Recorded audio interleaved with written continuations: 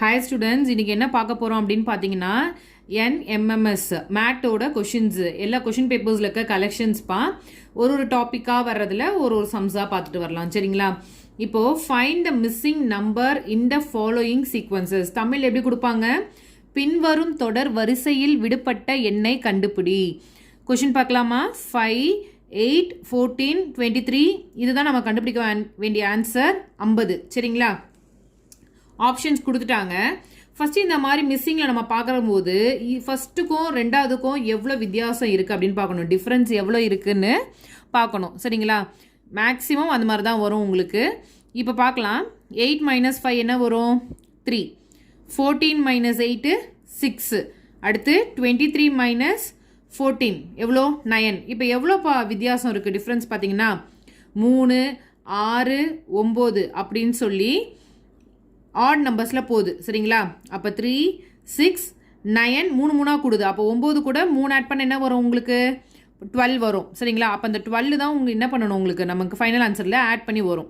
23 + 12 = எவ்வளோமா? 35. சரிங்களா? ஆன்சர் வந்து இதுக்கு என்னது? 35. ஓகேங்களா? ரொம்ப சிம்பிள் சம்.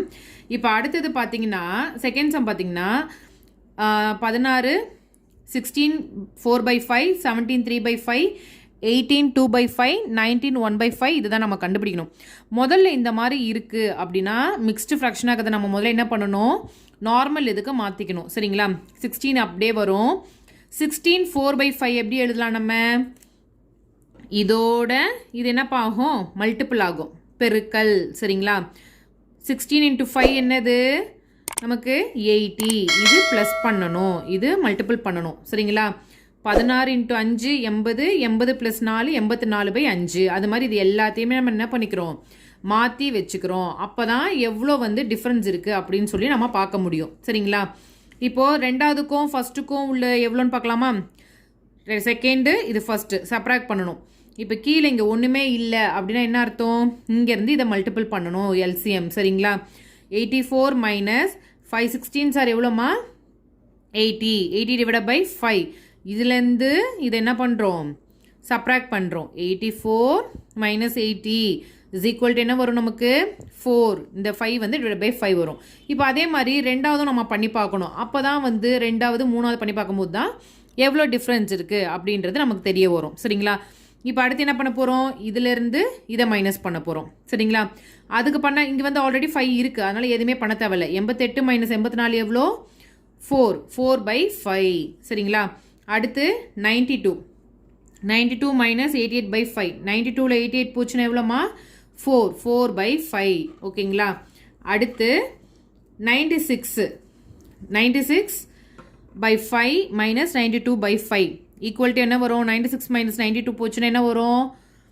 4 தான் வரும். 4/5. இப்போ எல்லாத்துலேயுமே டிஃப்ரென்ஸ் பாருங்களேன். 4/5, 4/5, 4/5, 4/5 தான் வருது. ஸோ அப்போ இந்த ஃபைனல் ஆன்சரில் என்ன போட்டிருக்கோம்? இங்கே இதை தான் நம்ம இங்கே மாற்றி வச்சுருக்கோம். சரிங்களா?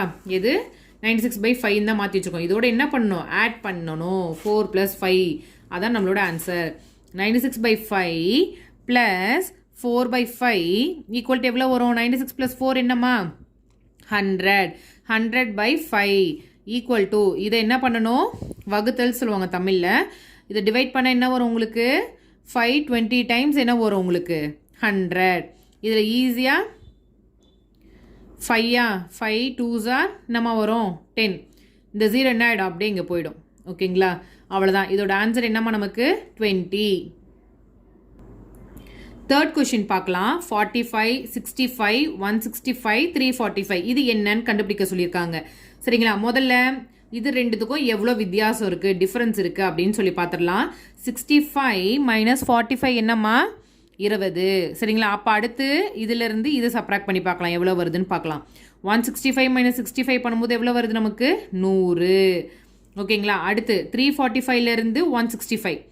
345 - 165 கழித்தல் பண்ணுறாங்க. கழிச்சா எவ்வளோ வருது நமக்கு? 180.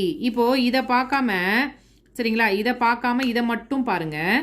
220, 100, 180. சரிங்களா? 20, 100, 180 ஆகுது. எவ்வளோ ஆட் ஆகிருக்கு பாருங்கள். இதுலேருந்து இதுக்கு 80 ஆட் ஆகிருக்கு. இதுலேருந்து இதில் 80.